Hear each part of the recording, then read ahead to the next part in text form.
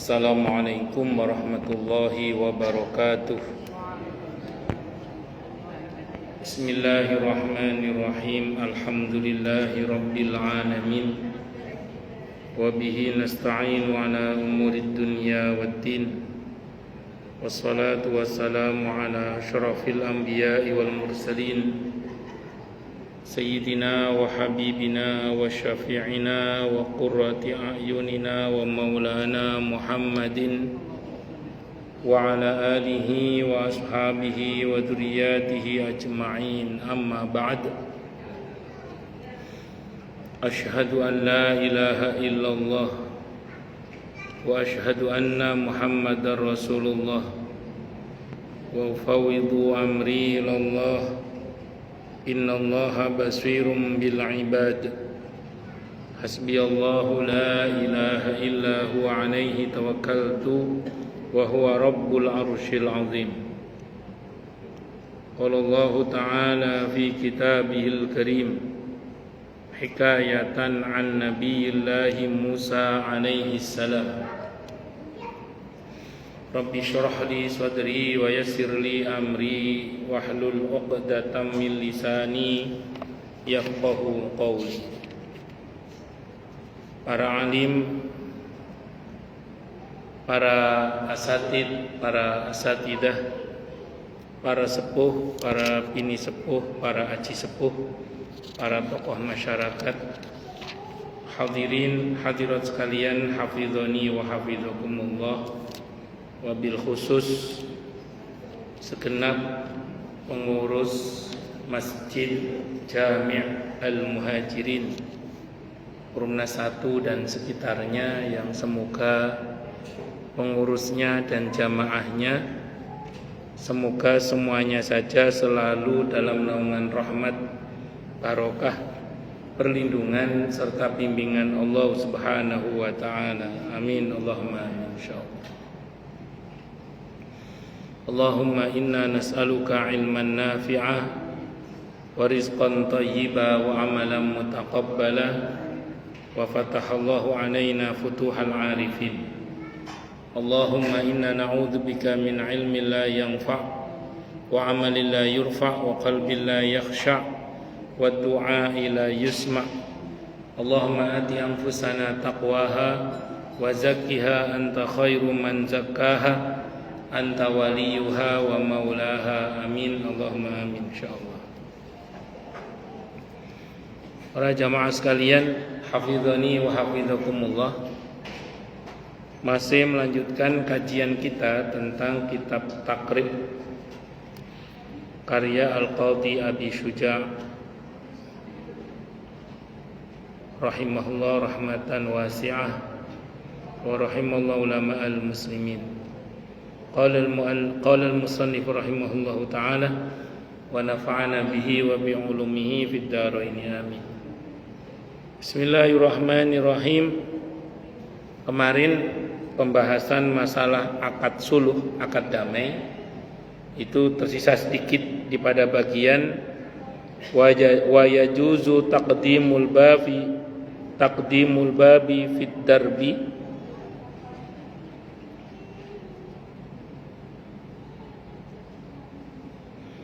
al-mushtaraki wa la yajuzu ta'khiruhu illa bi'idni syurakai. Wa yajuzu dan boleh apa taqdimul babi, memajukan pintu, fit darbi di dalam jalan buntu, al-mushtaraki yang dimiliki bersama-sama. Memajukan pintu yang dimaksud, kalau tanah kita batasnya 100 meter misalnya, kita pintunya agak masuk ke dalam, nah, itu namanya memajukan. Jadi namanya memajukan pintu itu maksudnya memasukkan ke dalam. Artinya kita menggunakan tidak melebihi dari batas tanah kita. Jadi tidak menggunakan lebih dari batas tanah kita. Wala yajuzu, dan tidak boleh Apa takhiruhu, memundurkan pintu illa biidni syurakai, kecuali dengan izinnya syuraka, itu ya orang-orang yang berada di sekitar situ, pemilik bersama. Memundurkan maksudnya dari batas tanah kita majukan. Itu tidak boleh kecuali atas izin seluruh penduduk situ. Jadi nanti silakan dilihat bangunan rumah kita dan pagernya. Itu melampaui batas sesuai dengan luas tanah kita di sertifikat atau lebih itu aja. Kalau bangunannya persis pas, tidak apa-apa. Atau malah lebih menjorok ke dalam, artinya tidak melebihi batas wilayah tanah kita. Nah itu aman, itu tidak ada masalah kalau itu. Tapi ini, kalau pagar rumah kita misalnya kok menjorok ke jalan umum sehingga melampaui batas tanah kita yang seharusnya ada di sertifikat itu, ini tidak boleh. Kecuali ini, seluruh penduduk situ merasa tidak terganggu, tidak ada masalah. Ya monggo dilihat saja nanti. Dan yang paling ngeri itu adalah kalau kita masuk, takutnya ya itu dimasukkan dalam kategori mengambil hak umum atau hak orang lain. Karena nanti di bab masalah pengambilan tanah itu, satu jengkal tanah, saya baca dalam fikih sunnah saya sabik ya, satu jengkal tanah yang kita ambil dari hak orang lain, termasuk hak umum kalau yang lain tidak setuju ya, itu sampai lapis ketujuh bumi itu akan dipikulkan kepadanya. Na'udzubillahi min syarri dzalik. Maka hati-hati bagi sebagian orang yang kerjaannya ngambil tanah orang, dalam arti gosok, ngambil dengan cara yang nggak benar gitu maksudnya. Karena konsekuensinya cukup berat. Nanti kalau kita merujuk pada penjelasan di sini nih, pastikan bahwa kalaupun tanah panjenengan maju menjorok melebihi batas tanah jenengan, pastikan orang-orang sekitar Anda itu ridho, tidak masalah. Tapi kalau karenanya non sewu masyarakat tidak suka, ini gimana sih, ini kok bangunnya maju banget ke jalan umum, jadi sempit jalan ini gimana ini sih? Wah, misalnya kalau sampai ada geremeng-geremengnya orang begitu, ngerinya ini. Naudzubillah ya.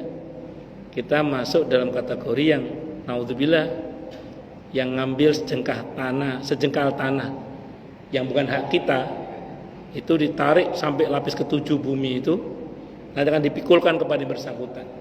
Naudzubillahi min syarri dzalik. Monggo nanti dicek kembali luas tanah sesuai sertifikat bangunannya, sesuai dengan luas tanah di sertifikat atau tidak. Kalau tidaknya dalam pengertian malah lebih kecil bangunannya, tidak ada masalah, atau pas, tidak ada masalah. Tapi kalau malah melampaui batas yang seharusnya, pastikan orang sekitar Anda tidak terganggu dan merasa dan mengizinkan. Insya Allah mengizinkan, Ustaz. Wong semuanya pada maju semua, ya boleh ngono wis. Sa RT-RT-nya maju juga Ustaz, ya wis. Insya Allah ridho Ustaz. Semuanya pada maju semua, sa RT-RT ini maju kabeh. Maju makan ke jalan umum misalnya gitu. Nggih, monggo mawon. Asal semuanya ridho, tidak ada masalah. Tapi kalau enggak ridho, itu jadi masalah di akhirat nanti. Nauzubillahi min syarri dzalik. Allahu akbar. Ngati-ngati nggih kalau punya bangunan. Konsekuensi akhiratnya itu yang enggak enak. Ngerinya itu aja. Kecuali dipastikan bahwa semuanya ridho, tidak ada masalah, monggo silakan. Ini dalam kitab takrib ini. Faslun ay hadza faslun. Ini masuk dalam bab baru, fasal pembahasan baru tentang hawalah atau hiwalah. Hawalah itu pemindahan utang. Jadi hiwalah itu pemindahan hutang. Contoh, ini contoh. Pak Haji Sutisna punya hutang sama saya. Jadi Pak Haji punya hutang sama saya. Suatu saat saya mau nagih ke Pak Haji. Pak Haji, ini kan udah punya bayar hutang Pak Haji nih 100.000. Waktunya bayar Pak Haji. Terus Pak Haji ngomong ke saya, Pak Ustadz, sebentar ya, saya mau nelpon Pak Ustadz imam masjid dulu. Pak Ustadz imam, Ustadz kan punya utang sama saya 100.000. Nah Ustadz gak usah bayar ke saya, Ustadz bayar ke Pak Subhan aja. Nah gitu. Jadi Pak Haji yang harusnya bayar ke saya itu mengalihkan pembayaran dari Ustadz imam kepada saya. Ustadz Rehan namanya. Rehan betul Ustadz Rehan. Ustadz Rehan ke saya. Itu namanya, kalau ini terjadi, namanya akad hiwalah. Nah, Pak Haji sebagai orang yang mengalihkan hutang, itu namanya muhil. Pak Haji namanya muhil. Nah, sebagai orang yang dialihkan hutangnya untuk bayar ke saya, itu namanya muhal atau muhtal. Ustadz Rehan ini. Nah, saya sebagai orang yang kena sasaran pengalihan hutang, namanya muhal alaih. Saya wajib mengiyakan. Saya wajib mengiyakan, tapi dengan catatan Ustadz Farhan ini mampu membayar dan orangnya amanah. Tapi saya boleh menolak kalau Ustadz Farhan ini nggak akan mampu bayar. Pak Haji, masa saya nagih ke Ustadz Farhan? Nanti beliau nggak bisa bayar Pak Haji, misalnya gitu. Saya boleh nolak kalau beliau tidak mampu bayar. Atau maaf, naudzubillah insyaallah tidak. Beliau tidak amanah. Terkenal lah di kampung ini kalau ngutang nggak bayar, misalnya naudzubillah. Beliau tidak gitu insyaallah. Saya boleh menolak Pak Haji. Saya boleh menolak. Tapi kalau Ustadz Farhan ini masya Allah, alhamdulillah, masya Allah, orangnya mampu, orangnya amanah, maka saya wajib menerima pengalihan hutang itu. Model begini ini namanya hiwalah atau hawalah. Itu seperti itu. Wa syaraitul hawalati, dan adapun syarat-syaratnya akad hiwalah atau hawalah itu ada arba'atu asya'a, ada 4 macam, ada 4 hal yang menjadi syarat sahnya akad hawalah. Wal aslu fi masyru'iyati, dan adapun yang menjadi dasar disyariatkannya akad hawalah ini adalah hadis rawahu, yang telah meriwayatkannya siapa Al-Bukhari, Imam Bukhari, wa Muslimun, dan Imam Muslim, an Abi Hurairah, hadisnya dari Abi Hurairah radhiyallahu anhu, anna Rasulullah, sesungguhnya Rasulullah sallallahu alaihi wasallam qala, beliau bersabda. Apa sabda beliau? Matlul ghani zulmun, menundanya orang yang mampu bayar utang kok nggak bayar utang segera, itu zulmun, zalim. Ada orang waktunya bayar utang dan mampu dia bayar utang kok nggak segera bayar utang, zalim. Berarti orang yang utangnya nggak dibayar madzlum, orang yang terdolimi. Selama didolimi itu dia dapat pahala terus. Selama didolimi itu dosanya rontok. Orang yang ngutangi itu. Tapi kalau dia sanggup mengikhlaskan, langsung tiket surga. Nah, itu kalau sanggup tapi. Soalnya ada beberapa orang yang memilih tidak mengikhlaskan biar pahalanya tambah banyak karena didolimi terus. biar doanya makbul karena didolimi terus. Ya monggo, itu pilihan. Tapi kalau sanggup mengikhlaskan walaupun dalam hati, ada dalam kumpulan Sahih Hadis Qudsi dikutip pula oleh Imam Al-Qurtubi dalam kitab At-Tazkirah, jangankan mengikhlaskan, memudahkan pembayaran utang saja, tiket surga sudah, jaminannya surga. Kenaan Ustaz diikhlasno, orang utangnya gede Ustaz. Orangnya bukan tidak mampu, orangnya nakal aja itu. Maka kalau Anda tidak mau mengikhlaskan dengan akad, ikhlaskan dalam hati saja. Kalau diikhlaskan dalam hati itu jenengan udah dapat pahala. Udah dapat pahala mengikhlaskan. Tapi secara muamalah karena belum ada pemindahan hak, kalau sewaktu-waktu orang ini tobat, tiba-tiba datang bayar utang, jenengan berhak menerima pembayaran hutangnya. Karena belum ada pemindahan hak. Jadi enggak usah ngomong mengikhlaskan dalam hati aja, mengikhlaskannya. Diikhlaskan dalam hati. Tidak harus ada omongan. Kalau ada omongan dan dia menerima, berarti sudah pindah hak. Dan kita tidak berhak menerima pembayaran hutang itu. Karena sudah diserah terimakan. Tapi kalau yang bersangkutan itu misalnya kita ikhlaskan dalam hati aja, kita udah pegang pahala surga itu. Dan kalau sewaktu-waktu dia tobat dan tiba-tiba bayar, kita berhak menerima pembayaran utang itu karena belum ada akad serah terimanya. Izin minum dulu.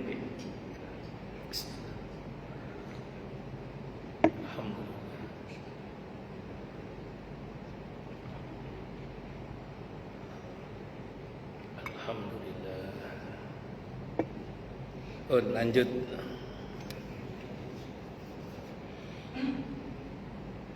Faida utbi'a ahadukum, maka apabila dialihkan hutangnya salah seorang di antara kalian ala maliin, atas orang yang mali. Mali itu orang yang mampu, orang yang kaya dan amanah. Falyattabi, maka hendaklah dia menerima pengalihan hutang itu. Tadi saya contohkan, saya dan Pak Haji tadi kan, Pak Haji punya hutang sama saya. Pak Haji ketika mau saya tagih utangnya, Pak Haji bilang, Pak Ustadz, sebentar ya saya tak nelpon Ustadz Farhan. Ustadz Farhan, tolong ya, utang sampean ke saya nggak usah dibayar, tapi bayarnya ke Ustadz Subhan langsung aja. Terus Pak Haji ngomong sama saya, Pak Ustadz, mohon maaf, saya udah ngomong sama Ustadz Farhan, nanti yang akan bayar utang saya ke Pak Ustadz itu Ustadz Farhan. Karena beliau punya utang sama saya 100.000. Saya wajib menerima itu. Tadi saya ulang, kalau Ustadz Farhan kategorinya mali. Mali itu orang yang kaya, mampu maksudnya, dan amanah. Dan saya baik sangka beliau termasuk yang kategori itu. Amin insyaallah. Misalnya ngotot saja, itu seperti itu. Terus kemudian wa fi riwayatin, dan riwayat yang lain dikatakan wa idza uhila ahadukum, dan apabila dialihkan hutangnya siapa ahadukum seseorang di antara kalian ala maliin, atas orang yang kaya dan amanah, falyahtal, maka hendaklah dia terima pengalihan hutang tersebut. Itu dalil yang dipakai oleh para ulama. Kalau yang pertama tadi hadisnya Bukhari Muslim, kalau yang kedua ini hadisnya riwayat Imam Ahmad dalam musnadnya. Wallahu a'lam bishawab. Apa 4 yang menjadi syarat? Apa 4 syarat dari akad hewala ini? Yang pertama, ridhol muhil, kerelaan orang yang mengalihkan hutang. Yaitu tadi Pak Haji Tisna saya contohkan misalnya, wa qabulul muhtal, dan menerimanya orang yang dialihkan hutangnya, itu dalam hal ini Ustadz Farhan. Wa qaunul haqqi mustaqirran fid dhimmah, dan adanya hak, dalam hal ini hutang ya, yang tetap dalam tanggungan. Maksudnya dalam hal ini tidak ada yang mengingkari. Ustadz Farhan mengakui punya hutang sama Haji Sutisna, terus Pak Haji juga mengakui kalau punya hutang sama saya. Artinya jelas hutangnya dan jumlahnya harus sama atau beliau hutangnya lebih banyak ke Pak Haji. Misalnya hutang Pak Haji ke saya kan 100.000, Pak Haji ke saya 100.000. Kalau Ustadz Farhan hutangnya ke Pak Haji cuma 50, udah bisa. Minimal harus sama atau lebih banyak. Ya udah yang 100.000 Ustadz bayar langsung ke Ustadz Subhan deh misalnya. Nah, itu bisa kalau gitu Pak Haji. Itu dan utangnya sama-sama diakui, tidak ada yang mengingkari. Kalau ada yang mengingkari nanti beda bab lagi nanti. Bisa berlaku akad suluh nanti didamaikan. Oh, maaf, tidak bisa juga. Suluh itu juga kalau ada pengakuan, maaf. Paling ya ke hakim nanti datang ke pengadilan itu. Terus kemudian wattifaqu ma fi dhimmatil muhil, dan kecocokan atau sama apa yang ada dalam tanggungan orang yang mengalihkan hutang tadi, wal muhal alaih, dan orang yang menjadi sasaran pengalihan hutang. Jadi antara hutang beliau ke Haji Sutisna dengan hutang Pak Haji ke saya jumlahnya harus sama atau lebih banyak, tidak apa-apa, sama atau lebih banyak.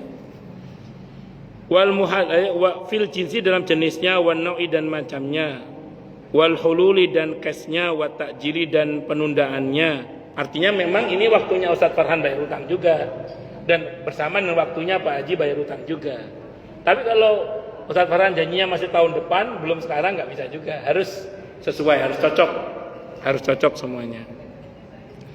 Watabra'u biha dhimmatul muhil, dan dengan akad hiwala itu terbebaslah muhil dari tanggungan membayar hutang kepada muhal alaih. Jadi kalau Pak Haji sudah menyerahkan pengalian utang pembayarannya kepada Ustadz Farhan agar bayar kepada saya secara langsung, maka saya tidak boleh lagi menagih Pak Haji, sudah nggak boleh.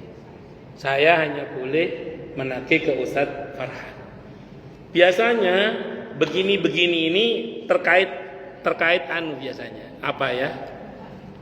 Ada model-model orang tertentu itu kadang kalau kita yang nagih agak susah itu. Tapi kalau orang yang berpangkat yang menagih kan lumayan. Contoh gini misalnya. Misalnya saya ini aparat. Nah, Ustadz Farhan ini misalnya, naudzubillah ya, tipe yang susah ditagihnya Pak Haji. Nah, karena Pak Haji ngerti saya aparat, qadarullah Pak Haji punya utang sama saya juga kan. Ketika saya mau nagih utang ke Pak Haji kesempatan ini kan. Ustadz, jangan kan Bapak kan aparat misalnya. Nah, gini ya, itu Pak Farhan kan punya utang sama saya. Nanti jangan tagih ke beliau aja. Nanti saya tak ngomong ke Pak Farhan agar membayar utangnya ke saya, ke panjenengan, karena sudah saya alihkan. Bagaimana, setuju? Ya sudah setuju, tidak apa. Nah, jangan tegal-tegal. Ustadz Farhan nanti bayar utangnya ke Ustadz Subhan ya. Nah, diharapkan beliau mau bayar. Kenapa? Karena saya aparat. Kan bisa ngancem gitu. Misalnya, nggak semua aparat begitu, tapi kan ada yang model begitu kan, ada Pak Haji itu. Iya. Untuk nakut-nakutin. Itu boleh, tidak apa-apa. Atau gini, karena kita tahu ini yang kita punya utang kepada dia ini adalah atasannya orang yang punya utang sama kita alihkan utangnya, bisa, ada apa-apa. Tujuannya apa? Supaya dia bayar misalnya. Nah, itu boleh begitu Pak Haji. Biasanya itu begitu, terjadi akad hiwalah itu biasanya. Nah, kalau di kampung tapi ya, itu kadang begini. Misalnya ada petani ini jual padi, misalnya ke KUD, jual padi kemana? Ke KUD. Karena jualnya banyak, kadang dari pihak KUD itu tidak langsung mengeluarkan uang, tapi diutang dengan dikasih surat nota bahwa uang ini nanti akan dibayar tanggal sekian oleh pihak KUD, misalnya gitu ya, misalnya. Nah, diterimalah nota itu oleh si petani ini.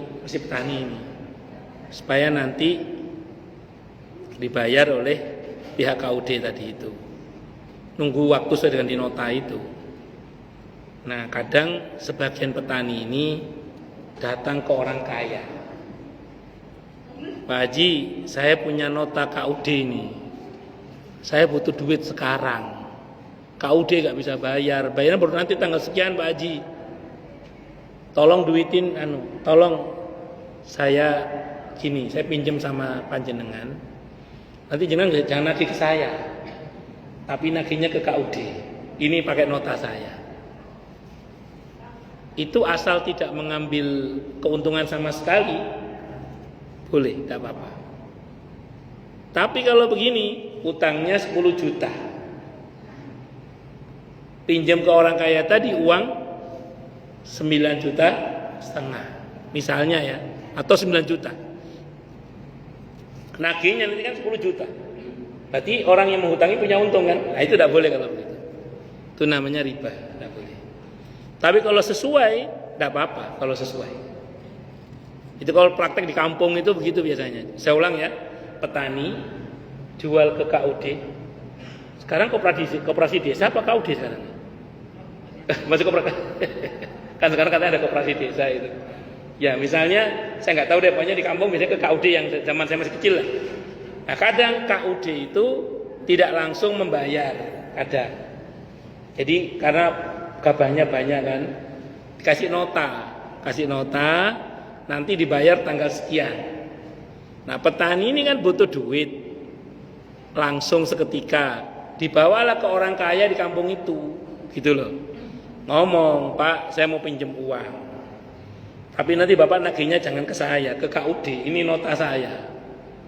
Itu kalau sesuai 10 juta semuanya sesuai, tidak apa-apa. Namanya hewalah, tidak apa-apa.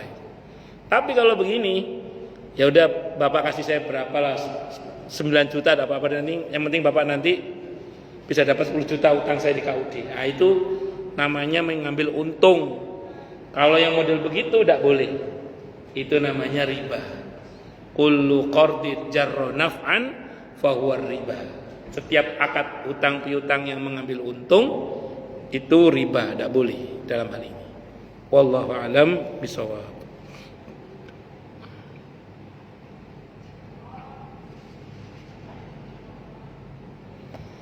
Baik. Di sini ada beberapa penjelasan. Hewala secara bahasa berarti memindahkan. Kalau hawala dalam istilah syar'i berarti akad yang berkonsekuensi memindahkan hutang dari satu pihak kepada pihak yang lain. Tadi saya contohkan Pak Haji sebagai muhil, muhalnya adalah atau muhtalnya Ustadz Farhan, dan saya sebagai muhtal atau muhal alaih. Saya sebagai orang yang jadi sasaran pengalian utang. Yang dialihkan utangnya Ustadz Farhan, yang mengalihkan utang Pak Haji Sutisna. Itu kalau akad itu terjadi, akadnya itu namanya akad hewalah namanya. Catatan pentingnya itu hewalah disebutkan setelah as-sulhu karena antara hawala dan as-sulhu bertujuan untuk menyelesaikan perselisihan. Jadi sengaja bab tentang perdamaian kemarin, akad damai itu setelahnya dibahas masalah akad hewalah. Karena ini masuk dalam rincian akad penyelesaian untuk masalah-masalah yang mungkin tidak mudah diselesaikan. Nah, termasuk dalam beberapa kasus utang piutang tadi, kadang dibutuhkan adanya pengalian utang. Saya contohkan tadi kasus pertama tadi, orang yang berutang ke Pak Haji ini tipe orang yang susah nagihnya. Qadarullah Pak Haji punya utang sama saya yang aparat. Supaya Pak Haji membereskan orang ini, mintalah kepada saya untuk menagih ke orang ini. Dan orang ini wajib bayar kepada saya. Supaya dia mau bayar, dialihkan utangnya kepada yang bersangkutan. Utang beliau ke saya dialihkan ke yang bersangkutan. Itu mirip dengan akad suluh kan. Cuman namanya ini hewalah. Ini bagian dari pengecualian bai'ud dain bid dain. Menjual hutang dengan hutang. kemarin dalam akad salam, akad pesanan itu kan harus bayar cash di depan. Kalau tidak bayar cash di depan bukan akad salam namanya, tapi bai' mausuf fi dhimmah. Kalau dipaksakan sebagai akad salam tidak sah. Kenapa? Karena itu namanya bai'ud dain bid-dain, menjual utang dengan utang. Dan itu tidak boleh, dalam Islam tidak boleh. Kecuali dalam khiwalah ini. Karena ini mirip dengan bai'ud dain bid-dain. Cuman ini pengecualiannya. Dan ini mirip akad suluh. Itu satu dulu. Yang kedua tadi contoh kasusnya. Ada petani jual gabahnya ke KUD. Nggak dapat duit langsung. Padahal dia butuh duit langsung. Dia bingung mau jual kemana lagi. Yang ada cuma KUD misalnya gitu ya. Tapi KUD nggak bayar langsung, ngasih nota. Supaya dia cepat dapat uang, dia datang ke orang kaya di kampung itu. Pak, ini saya mau pinjam uang sama Bapak, uang 10 juta. Nanti Bapak jangan nagih ke saya, Bapak nagih ke KUD aja. Ini saya serahkan nota saya. Kalau sesuai semuanya, hiwalah. Halal, tidak apa-apa. Tapi kalau tidak sesuai, misalnya tadi di KUD 10 juta, yang cair 9.500.000, berarti ngambil untung dia 500.000. Tidak boleh. Karena itu masuk dalam kategori riba. Nanti, jadi ini mirip akadnya seperti akad suluh, mirip juga dengan akad bai'ud dain bid-dain, tapi ini pengecualiannya. Jadi ini termasuk yang dibolehkan karena asas ada pembenaran, yang jelas karena ada pembenaran dari Rasulullah Muhammad SAW, dan ini sangat dibutuhkan tengah-tengah masyarakat. Kemudian yang kedua, hawalah ini adalah bentuk pengecualian dari jual beli utang dengan utang, bai'ud dain bid-dain. Karena butuhnya syariat akan hal ini sebagai bentuk solusi terkait masalah-masalah muamalah. Itu seperti itu. Kalau dalilnya tadi sudah saya sampaikan ya. Hadis riwayat Bukhari dan Muslim, an Abi Hurairah, dari Abi Hurairah radhiyallahu anna Rasulullah, sungguhnya Rasulullah sallallahu alaihi wasallam qala, beliau bersabda, matrul ghani zulmun, menundanya pembayaran orang yang kaya, orang yang mampu dari bayar utang kok nunda, maka itu zalim. Fa idza utbi ahadukum ala mali'in falyattabi', maka apabila seseorang utangnya dialihkan ke orang lain, maka hendaklah dia menerima pengalihan hutang itu. Buat saya sebagai orang yang utangnya dialihkan ke Ustadz Farhan tadi, saya wajib menerima, tapi dengan catatan Ustadz Farhan harus mali. Mali itu apa? Orang yang mampu bayar dan orang yang amanah. Atau kalaupun beliau nggak amanah, saya punya power untuk nagih, nggak apa-apa, saya terima. Kalau saya tidak mampu, saya boleh nolak. Aduh Pak Haji, itu susah nagihnya Pak Haji, udah saya nyerah deh, nggak sanggup. Boleh nolak itu. Wallahu a'lam bishawab. Ingatan nggih? Silakan yang mau tanya dulu. Kalau nggak ada saya teruskan. Monggo Pak. Waalaikumsalam warahmatullahi wabarakatuh. Izin sambil minum nggih.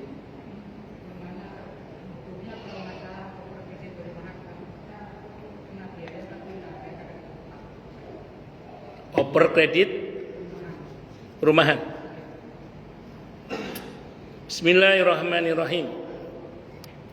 Sebenarnya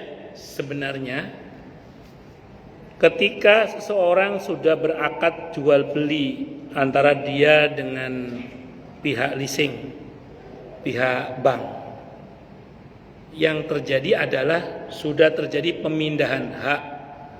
Artinya rumah itu sudah jadi milik orang yang membeli dengan cara kredit itu. Yang tersisa dari dia ke bank itu adalah utang uang.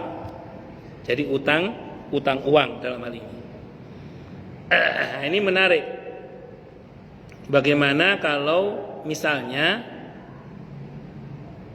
rumah ini mau dioper kreditkan ke orang lain, dengan ketentuan ada pembayaran ini itu.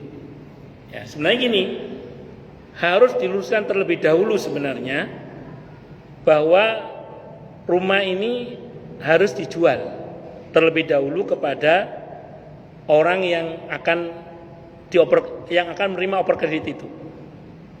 Berarti akadnya akad jual sebenarnya. Akad jualnya misalnya gini. Kan jenengan sudah tahu lah hitungan kapan akan lunasnya kan gitu. Nah, terus kemudian kira-kira jenengan mau ambil untung apa tidak? Boleh, tidak apa-apa ambil untung. Karena ini sudah rumah jenengan, boleh, tidak apa-apa. Tapi tinggal akadnya aja, ngomongnya aja gini. Ini rumah saya jual kepada Anda sekian, misalnya gitu. Bayar ke saya sekian, sisanya bayar ke bank sampai selesai. Boleh begitu, gak apa-apa. Karena berarti dia mengalihkan hutangnya kepada yang bersangkutan agar bayar ke bank langsung. Ini terlepas dari akad sebelumnya ya. Caranya gitu Pak, tertibnya itu gitu. Jadi saya ulang ya, karena rumah itu sudah menjadi miliknya sebenarnya. Cuman mau dioper kreditkan. Dalam hal ini boleh ambil untung karena sudah rumahnya itu. Sudah rumahnya itu. Nah, dalam hal ini dia jual rumah itu misalnya saya jual rumah sekian.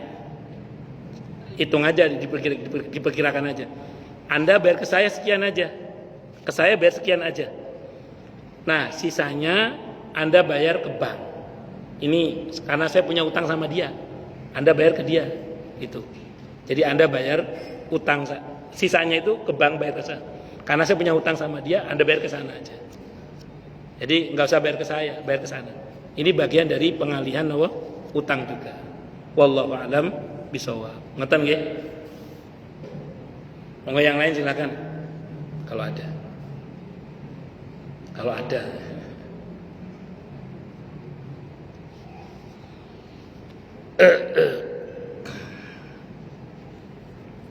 Kalau enggak ada saya teruskan baca dulu. Rukun sudah. Ya. Jadi saya ulang, akad hiwalah melibatkan 3 unsur ya. Yang muhil, orang yang mengalihkan hutang. Kemudian yang kedua muhal, orang yang dialihkan hutangnya. Ada muhal alaih, orang yang jadi sasaran pengalihan hutang.